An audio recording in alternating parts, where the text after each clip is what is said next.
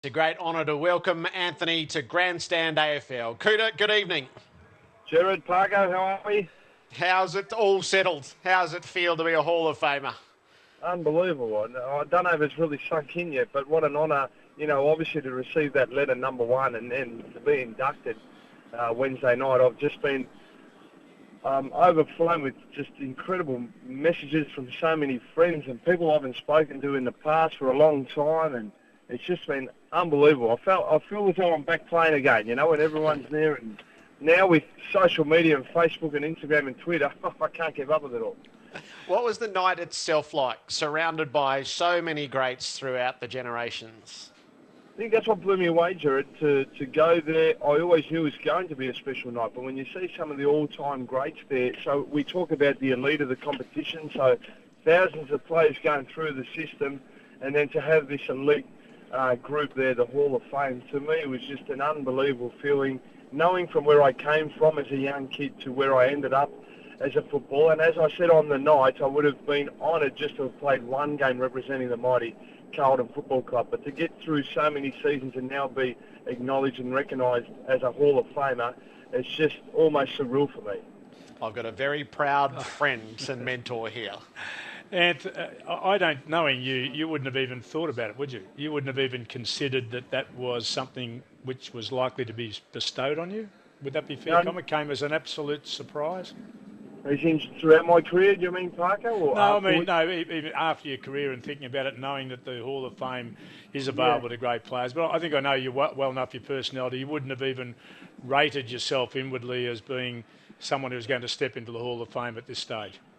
No, I know there was people that had spoken about it, and always in the back of my head would have said, oh, that'd be really nice if I, would be inducted one day. But no, you know what, in the last couple of years, Parker, in all honesty, I haven't even thought about it. Last year, the night sort of came upon.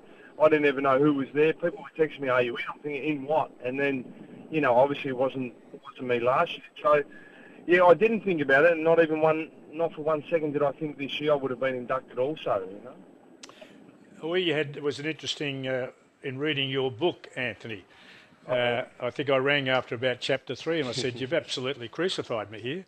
And you said, no, Parko, keep reading, it gets better. you might remember that conversation. But lovely, I mean, I was absolutely thankful for the kind words that you said about me, but more importantly, and you may be able to explain to our listeners, when you specifically mentioned both Barry Mitchell and Wayne Britton, you gave them the exact kudos, or whatever you call it, that I thought you should have. Can you explain the impact that they had on your football career? Yeah, firstly I'll explain you, Park. I mean, obviously, at the start of my career, we probably didn't hit it off eye to eye. You would, the serious guy, and I probably came in looking a little bit, laconic, and maybe it didn't look like I was trying too hard at times, and I found it difficult, I guess, to adjust maybe to the way that, your expectations on me. But once I learned to understand you as a person, what you taught me in life lessons, I can take with me forever. And I regard you, as you know, and we talk quite often, I regard you as an incredible friend and mentor and like a father figure for me.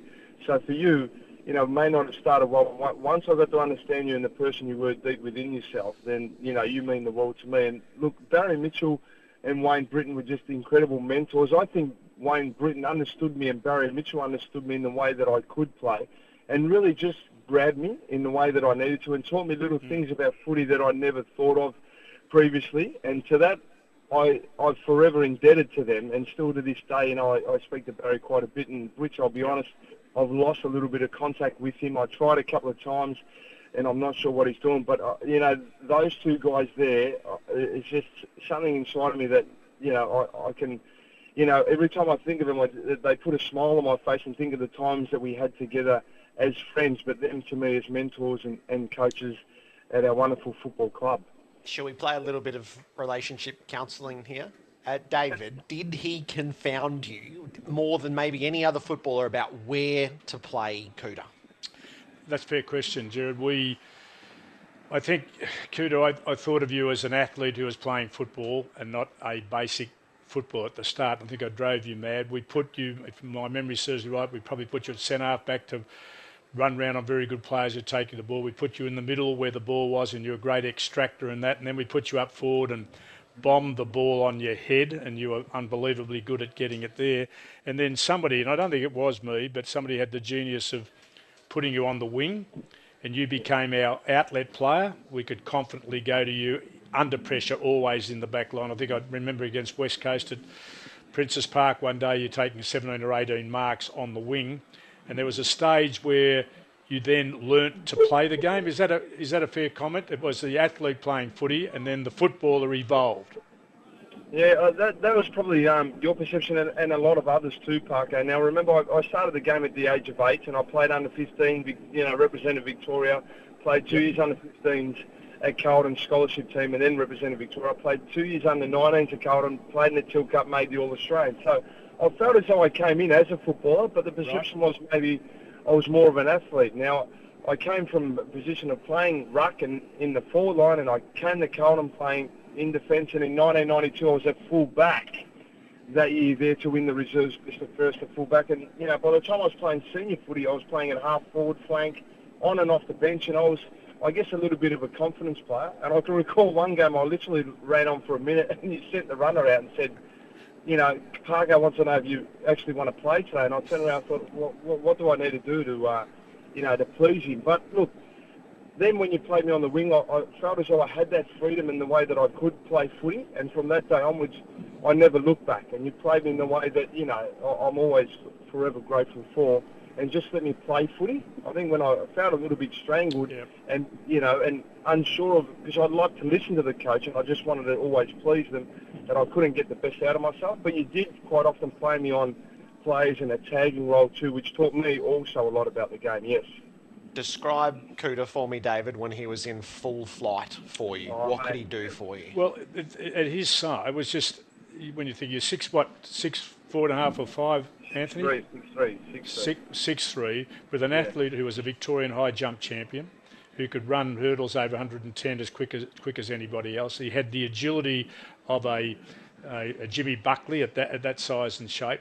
He was as good at ground level as he was above it, and he had good, pretty good finishing skills as well.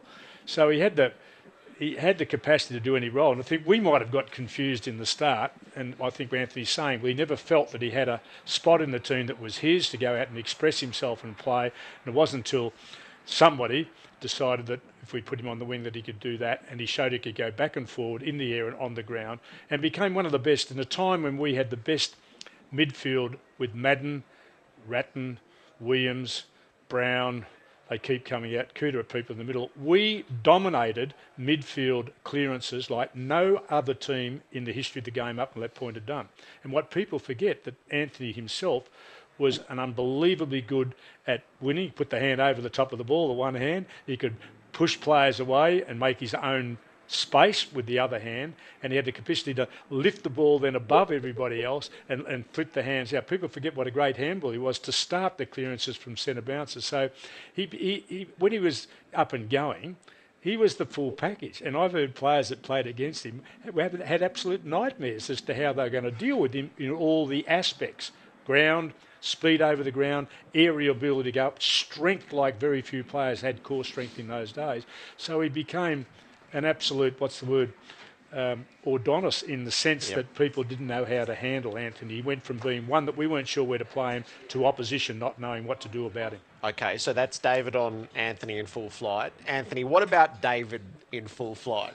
Give us a little insight into what the coach was like. Read chapters 1, 2 and 3 in the book. The jugular vein was the one, wasn't it? Every time I feared Parker. He had these bright blue eyes, and he put fear amongst me and I'm sure a lot of other players in his time. But all he demanded, Parker, was for you to get the very best out of yourself. And I probably wasn't the greatest at that at the beginning. And I can recall Parker coming even into the gym and showing me up in the weights and what he could do. Just a true professional in the sense, no alcohol, looked after himself, healthy, active lifestyle that he lived, and just a very, very intelligent man. And what I did take for granted throughout my career was the fact that he was the most incredible speaker that I'd ever heard in my entire life. If we talk about motivation and getting the best out of players, Parker was it. And the day I realised that was the day that he left the club. And when, you didn't hear him for a little while, his pre-game, post-game, during the week speeches were the most incredible, things that I've ever heard in my entire life. That's lovely. The camaraderie of it all, and Anthony, this was on full display at the night because on your table was Ange Christou. So not only in one man, but I guess it's encapsulated there as friendships for life that have come through your football career. 100%. The friendships that I made throughout that club, are invaluable, and the respect I have for so many wonderful people. And it's not just solely players, and coaches. There's the staff around, your Bulldogs, your property shoot. Peter Shockman, who called me last night, who was our fitness, guru, and the list goes on from Cole Kinnear. Even John Elliott, to me, I loved him. I think he was the greatest president of all time. And there's so many wonderful people that I've met throughout who gave me incredible support at that wonderful club.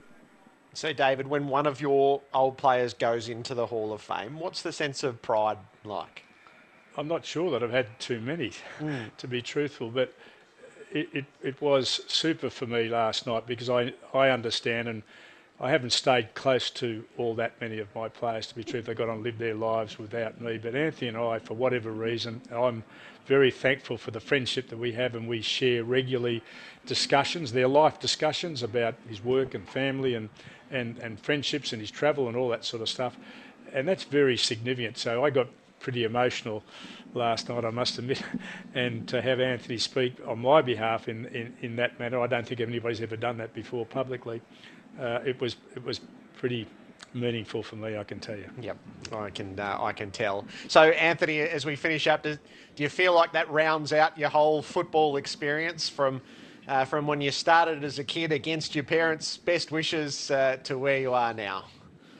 Yeah, I feel like that was the conclusion, the final chapter, and the shutting of the locker. And I do feel that way. And what an absolute blessing it's been for me to have played and represented what I believe was the ultimate and the best club of all time. And we got to experience some of the greatest days of my life that I will cherish with me forever.